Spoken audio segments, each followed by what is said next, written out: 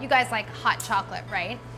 Have you ever had frozen hot chocolate? You're like, what's frozen hot chocolate? It's super delicious, and I'm gonna make it for you today. Start off by chopping up 6 ounces of semi-sweet chocolate.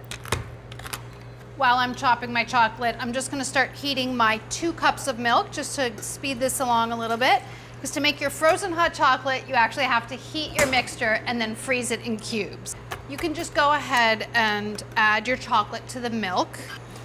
What you're doing is making a really rich chocolatey ice cube that you then blend up in a blender. Then add a 1/4 cup of sugar and a 1/4 cup of cocoa powder. This makes it even more chocolatey.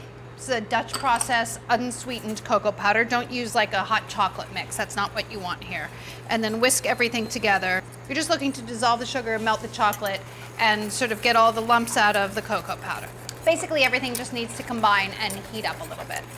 When your mixture has fully come together and melted, you can see that the cocoa powder has absorbed. Then you can remove it and cool it to room temperature.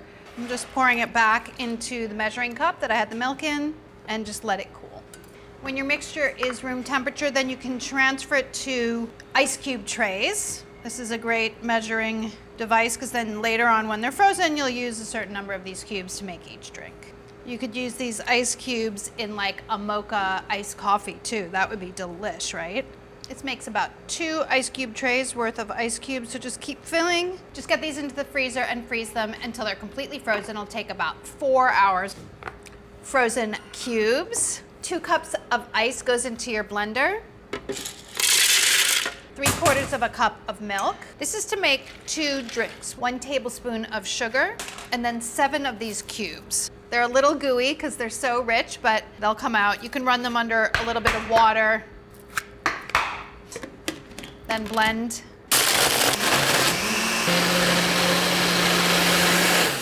There you go. It's very thick. I'm serving it with a straw, but I probably shouldn't because I might not be able to get it through the straw, but that's what you're looking for. It's something that's almost a drink and almost like an ice cream dessert.